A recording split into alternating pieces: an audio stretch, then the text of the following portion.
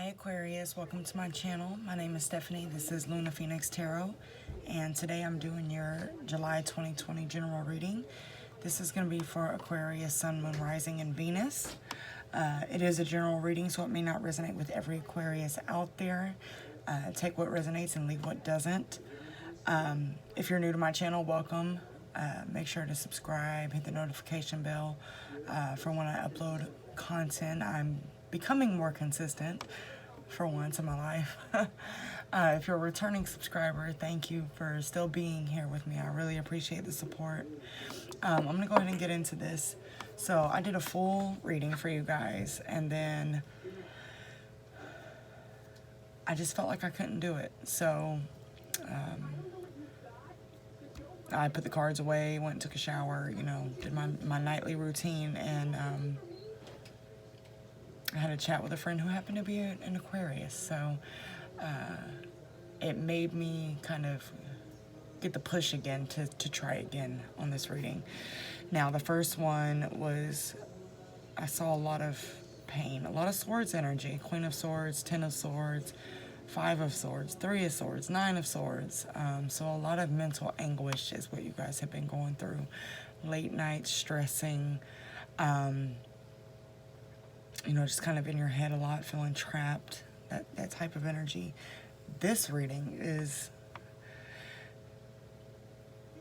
truly what you're coming into. So I'm glad I redid it, because I feel like this is more of the upcoming energy and the energy that you're moving into, because we don't want to still be in that same, I don't want to keep repeating a message, you know what I'm saying? So I feel like that's maybe why I had to redo it. Anyway, the card that came out for your overall energy was Yin. I had Yang come out for Sagittarius, I believe. But Yin is basically, you know, the feminine energy, the receptive energy, moon energy, intuition, emotions, things like that. But also to note, as I was shuffling, at the bottom of the deck was, you guessed it, Yang. So, and at the bottom of my tarot deck, from doing this, we got the Lovers. So what that tells me is you guys are dealing with a soul connection. I've kind of moved away from using twin flame, but it is what it is. A lot of you are dealing with a relationship that could be labeled as a twin flame type of connection. And it's caused a lot of heartache, but it's also caused this energy that we're about to get into right here. So I had the Sun come out, the Ace of Cups, the Fool, the Three of Pentacles, the Tower, and then the Page of Wands. I did have to clarify quite a bit in this, just to make sure I was getting, you know, the right message. So I clarified the Fool and got Death. So first of all, a lot of major arcana here, which tells me it's fated. This is, I like to say, divinely orchestrated time in your life. Things are happening for a reason, and it's by the divine. And it's to wake you up, essentially. Let me light this candle. Sometimes we don't, most times we don't wake up until we are forced to. And that's usually through heartache or trauma or something like that. So at any rate, the Fool being clarified by Death is, I don't think I've ever seen that in one of my readings. It's, you know, the Fool is all about taking a leap of faith, but also a reminder to be mindful of where you're leaping to, and not to fall into something that you shouldn't fall into. Be aware of your surroundings, aware of the people around you. And then Death is a transformation. So this is you coming into your own after going through a period of turmoil and stress and heartache. So it's pretty interesting that it came out that way. Honestly, I feel like a lot of you are just like, I'm envisioning somebody like running through a field ripping off all their armor and just kind of being free, being one with nature. It's interesting. Interesting vision. Then I have the Three of Pentacles clarified by the Father of Pentacles and the Mother of Swords. The Queen of Swords did come out in the previous reading as well, so I believe that's you. And this is an energy of kind of being cold, not being emotionally available, being pretty matter of fact, or like I usually call it, cutthroat. The Three of Pentacles is a card all about collaborating, building something. And in this deck, it seems to be a mom and a dad and a child. So I don't know if some of you are working with your family right now. I just heard some of you are actually working with them as a job. But some of you have had to rely on them. I feel like some of you maybe had to move back in with your parents. After this connection, I feel like there was a split that happened. And some of you had to move back in with your mom and dad. And they're kind of helping you get back on your feet. So that's what I got from that part of it. And then we had the Tower. So yeah, I mean, there was a split. This Tower was clarified by the Daughter of Cups, the Three of Swords, and the High Priestess. So the Three of Swords is typically a third-party connection. It doesn't have to be, and third party can be another person. It could be a substance. It could be working too much. Anything that's coming in between you and your person. Anything that's disrupting the energy and the connection. The Daughter of Cups, to me, I always like to show this card because I just think the imagery is perfect. The reflection is colorful, vibrant, you know, all the chakra colors. There's a lot of balance there. But the duck is black and gray. So it's like you're seeing yourself as who you're supposed to be. And a lot of times that doesn't happen unless we go through heartache, unfortunately. It almost seems like it's easier to see light after experiencing dark. You know, you learn a new appreciation for it, and I feel like that's what you guys are doing. You're learning a new appreciation for yourself. And then we have the High Priestess. The High Priestess is someone who's highly intuitive, has a lot of knowledge, very esoteric. When I think of the High Priestess, I think of someone, I don't know if you guys have ever seen American Horror Story, and I know that this season of Coven is so dramatized, but the Supreme, this is somebody who's just a bad bitch, really, but doesn't necessarily speak on everything they know. You kind of just sit there and observe, and I almost see some of you kind of smirk when things go the way you thought they would, and you warned people, but they don't necessarily listen, and then it'll happen and you're just kind of like sitting there. So I don't know why I'm going off on that tangent, but anyway,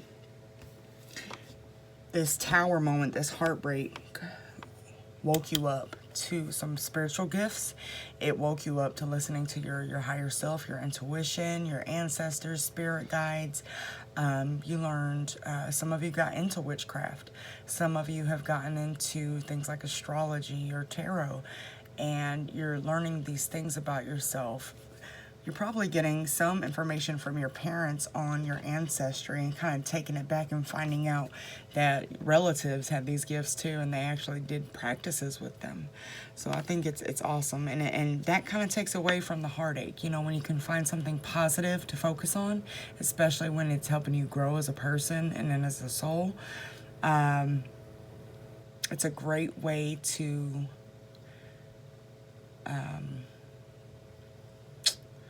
what's the word I'm looking for? Get through the heartbreak without having to sit in depression for years and years and years, you know? So, I mean, that's essentially what an ascension and a wake-up is, right? Kind of just rambly. You guys have to forgive me. The Page of Wands is just kind of that same energy. Someone running through the field, just tearing off their armor. You don't have to be guarded anymore. You're just free. It's like you stopped caring what people think about you. you finally just stopped giving a fuck. And you felt the power that came with that. Every person around you that you had this expectation of being something for that person, when you started to set your boundaries and realize your worth, it's like the more that you did that and you felt that little tiny bit of power, it's like now you're unstoppable. That came with the nine of Wands, which is a card that's very similar. This is somebody who's been through a lot. This is somebody who has struggled, but finding inner strength to get through it and pushing yourself, kind of pulling up your bootstraps and going for the last haul of it. And I mean, there's only one more wand to get to the 10 of Wands. And that's the Ace, which represents passionate new beginnings. The 10 of Wands typically represents dropping burdens that don't serve you anymore. So this is a liberation. This is, yeah, you guys are liberated, is the word that's coming through. I wanted a little more with this reading, because as you can see, I don't know why I'm rambling so much, but as you can see, I'm all over the place, so whatever. It's like 11 o'clock at night here, and yeah, anyway. I wanted a little more, so I got the Queen of Cups, and then I got the Chariot. Queen of Cups is someone who's emotionally mature, somebody who's nurturing, loving, somebody who is in touch with their feminine side. So I think this card serves as a direction that you need to move in. Because remember, we had you as the Queen of Swords, which is someone who's kind of closed off. So it's kind of opening up that heart chakra space and allowing people to love you and allowing yourself to love yourself and love others as well. Finding the little things to have joy about. The Chariot's here as well, which to me, the Chariot always represents to me light and dark coming together and the universe guiding you on the path that you need to be on. So that partnered up with yin and yang. I feel like you guys are finding a balance between this Queen of Swords energy and this Queen of Cups energy.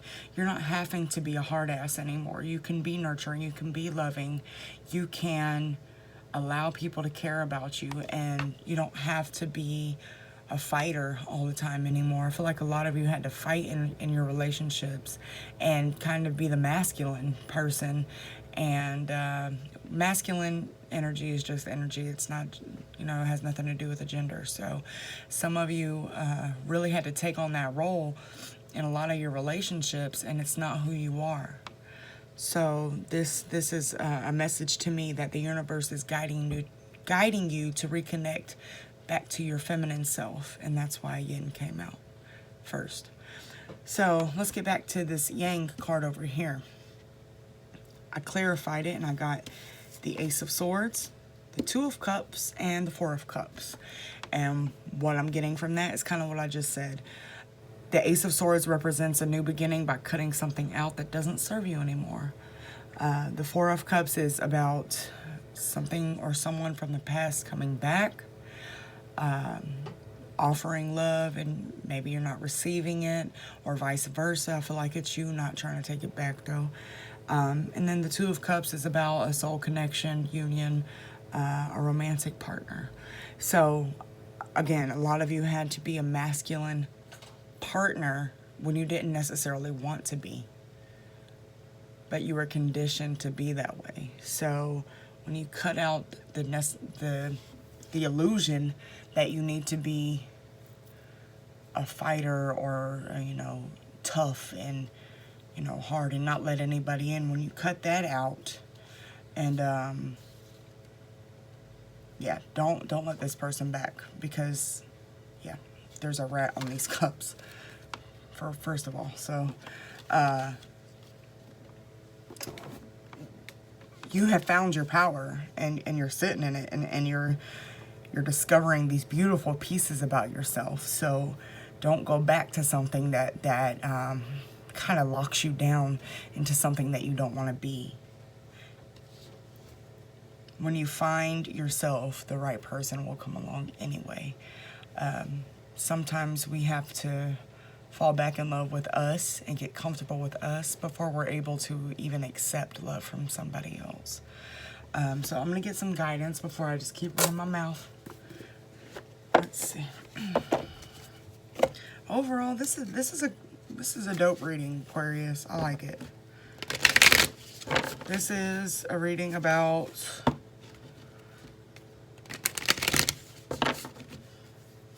liberation. That's what I can't think of another word. I almost said Stella got her groove back, and you kind of did.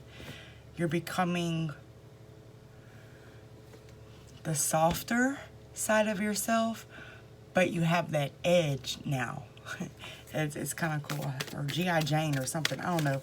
I'm trying to think of a woman that's feminine and masculine at the same time as an example, but you guys can look it up, because I don't know.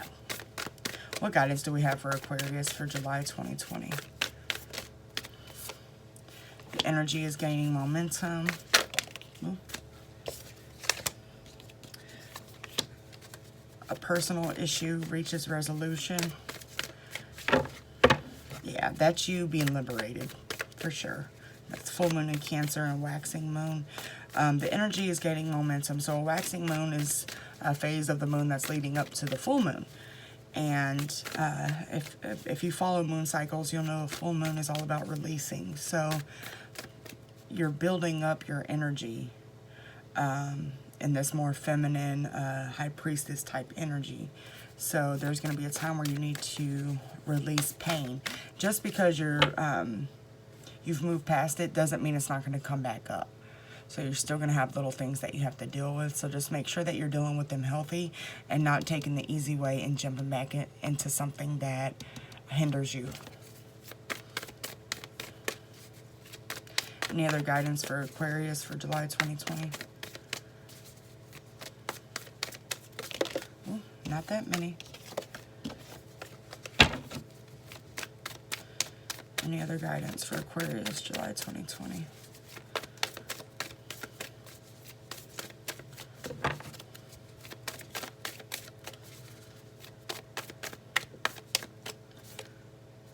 A new start is coming, new moon. I don't think that could be any more direct. And I think we're coming up, well, new moon's about 2 weeks away, but yeah. So this is, I like this, Aquarius. I was worried at first. I did not like that first reading, but this turned around. So you guys have done a lot of work on yourselves. You've done a lot of shadow work. You've done a lot of 3D type work, setting these boundaries, not letting people, you know, take a mile when you're giving them an inch. You just basically have cut people off to make your point, and stay in that energy until you're ready to let people in again. Stay in that energy and continue to work on yourself and just watch the gifts unfold. It's amazing. So I'm gonna leave that with you guys. I hope it resonates. Don't forget to subscribe, and I'll see y'all soon. Take care.